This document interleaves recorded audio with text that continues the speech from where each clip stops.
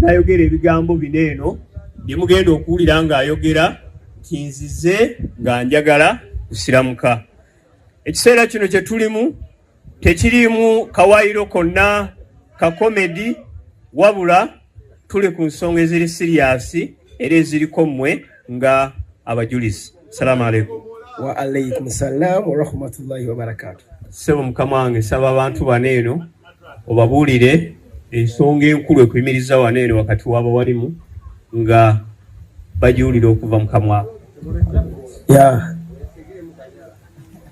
Amazima gali nti mbaddewo ebbanga ddene ne baganda bange mu nsi, naye ate abantu bembaddewo nabo ku mutima gyabwe nga bempangadde nabo nga bannyamba babadde basiraamu.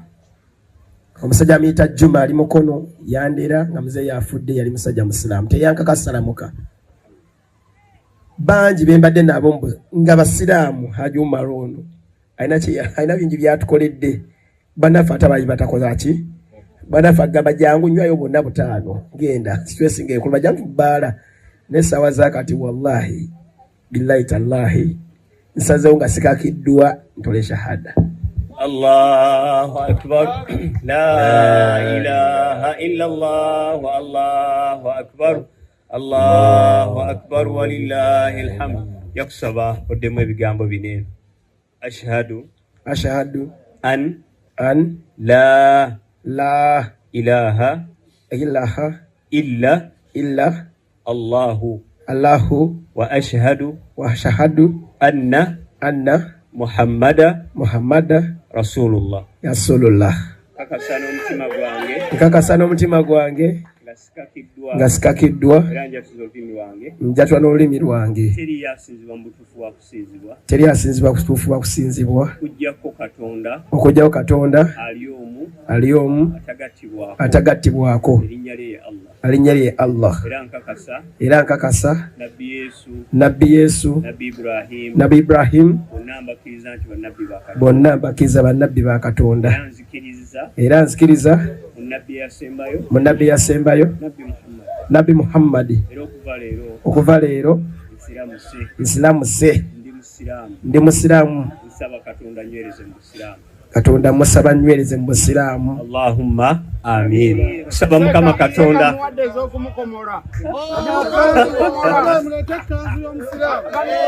banaye saba buli musiraamu tugenze okumalako omwaka nga mukwano gwange Madrat asiramuse.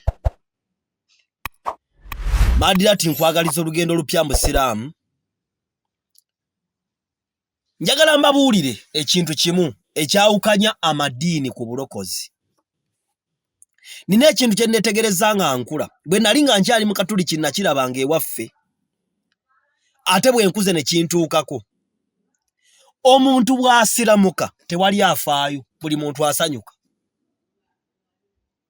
Era Madrat teyafunye resistance ku muntu yenna olw'okuba yasiramuse. Madrat tewali yamuvumye. Abamu basanyuse. Yafunye n'abantu abamuwa ebirabo kubanga yasiramuse. Kubanga bw'osiramuka waliwo bannaddiini naddala abasiraamu batandika okwagala mu ngeri y'enjawulo n'otandika n'ofuna ebintu eby'enjawulo eby'obwerere kubanga osiramuse. Omuntu bw'aba anywa omwenge ku kyalo n'awemula abantu n'avuma abantu, omuntu bw'azimba essabo, omuntu bw'akola ekintu ekiri fane, omuntu ayinza okunywa omwenge n'awemula emyaka 10 mu katawuni nga tewali afaayo ne famire ye ng'emuyitako.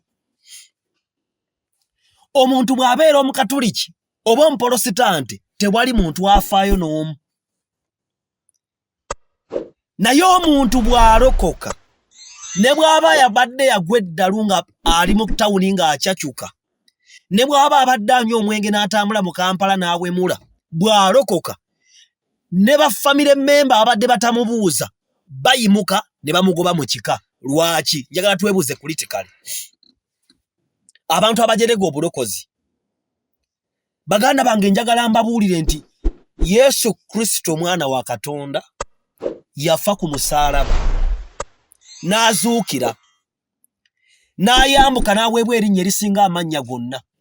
Kyova olaba nti olwaleero ensi ekyawa omulokole mu ngeri eyeewuunyisa. Singa Madrat yalokose, wandirabye ebibiina by'abantu ebivaayo okumukyawa, famire ye yandimugobye, abantu bandikyogeddeko, gandifuuse mawulire amanene ennyo. Kyova olaba mbagamba nti amangu mmene obulokozi bwa ddala. Buyinza okuba ne issues zaabwo ng'abalokole bayaaye, abalokole baffere, naye n'abalokole abatuufu mubamanyi. Waliyo abalokole abanoonyeza ddala Katonda. N'obulokozi obutuufu obwa Bayibuli gye buli. Pastor Bugembe yayimba n'agamba nti bw'obanga oga nti abalokole basiyazi, Yesu yasiyaga nedda, teyakikola. Bw'obanga oga nti abalokole baffere, Yesu yafferaani, teyakikola nedda. Bw'obanga oga nti abalokole babbi, Yesu yabbaani, gobera Yesu atabba. Olwaleero ensi zikyawa Israel. Weebuuza lwaki abantu bakyawa Israel. Amawanga geetoolodde Israel egawa obuyambi, egajjanjaba, egatwala mu ddwaliro, egawa emmere, naye abantu baakoowa Isirayiri. Tobanyumiza, era n'ogenda mu mawanga g'Abawalabu, olaba ekkata abadde mu mupiira World Cup.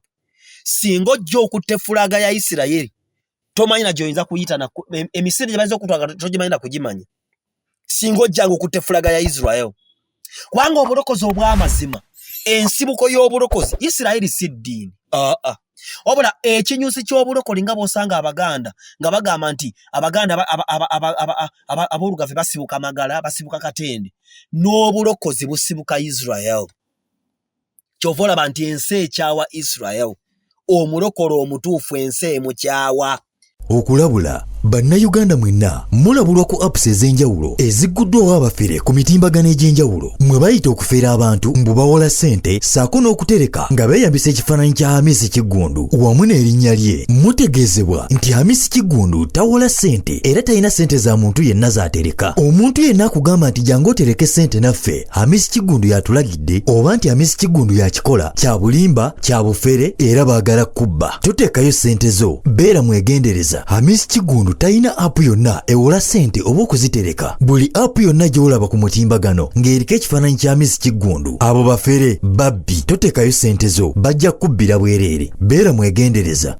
Bw'osoma Genesis okuva ku 34 okutuuka ku 40 okwambuka awo 41, ojja kulaba nga abaana ba Ibulayimu, abaana ba Yakobo, abaana ba Israel, abaana b'omuntu Katonda gwe yafukako amafuta nga baakyawa muganda waabwe kubanga obutuukirivu bwe bwalinnya ne businga obwabwe. Yabaloopanga, taata bw'oba toliiwo, gundi ayebaka ne mukazi wo, bali babbye kino, n'alootanga ebirooto n'abibabuulira, ne bamukyawa emirundi ena. Bw'osoma Bayibuli ekugamba they hated him the most and they envied him. Baamukyawa mu nsonda ennya ez'obulamu bwabwe, ne batuuka n'okumutta kubanga amazima baali abamu bagamba tumutte.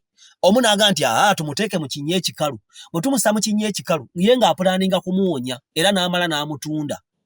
Oyo ye Yesu eyateekebwa mu kinnya n'amalamu ennaku 3. Kubanga Baganda, Yesu yabagambanga, nti baganda bange, mponya abantu, mbabuulira enjiri y'amazima. Lwaki temunjagala? Abantu baagaana okwagala Yesu. Abantu baagaana okwagala Yosefu abooluganda lwe.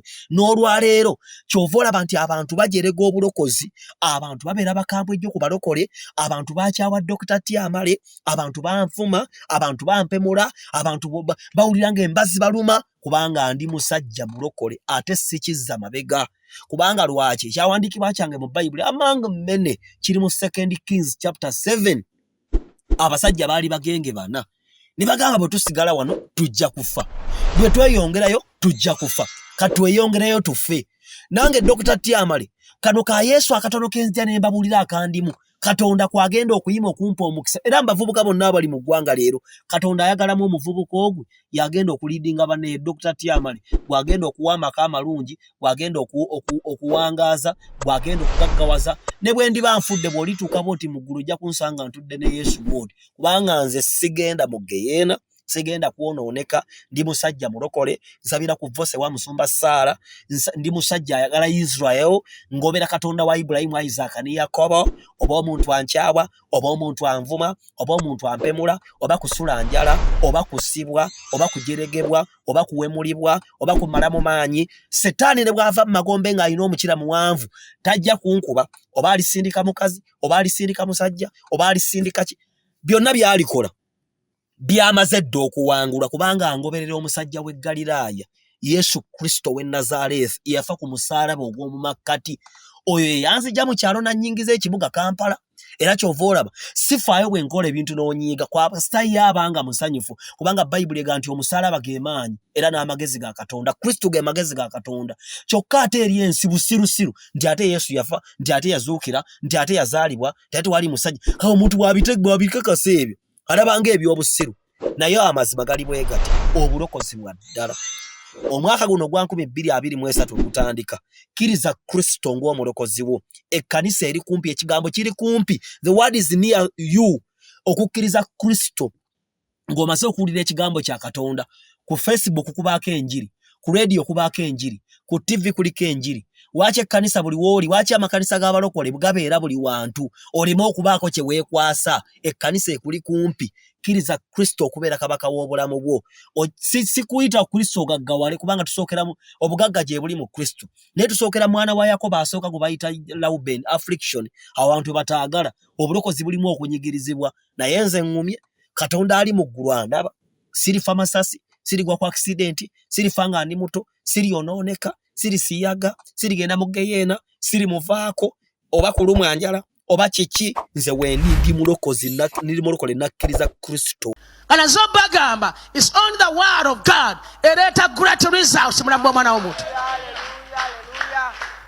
Bw'eba terina Romo mu mutima gwo, my dear, my sister, my brother, oli mu kaseera kazibu. Kyali kigambo ekyatonda ensi eno. Kyali kigambo akala byenna bye tulaba byava mu kigambo. Twakolebwa lwa kigambo. We are the product of the word of God. Hallelujah.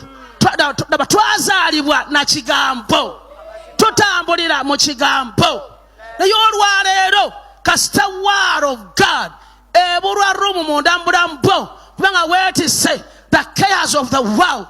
Weeralikira obugagga bw'enkya, weeralikira ani anaakuwasa, weeralikira future n'ebeera etya. Hallelujah. Abantu bangi tweralikira n'ebintu bye tutamanyi. Weeralikira Christmas n'alya ki, otanso gyeka muguno omwezi. Abantu beeralikira banenga nkuze, emyaka gigenda, ani agenda okumpasa, banenga nduddewo okuzaala, abantu mweraliikirira. That's why word of God tayina space mu bulamu bwammwe, kubanga mubala. Kyoba olaba tebintu byonna omuntu byafunira bweru wa word of God tebisobola kuwangaala go mazima genjogera amasengejje baba mugulu ku throne. Mirako yonna etavudde mu the word of God eyo eri fake.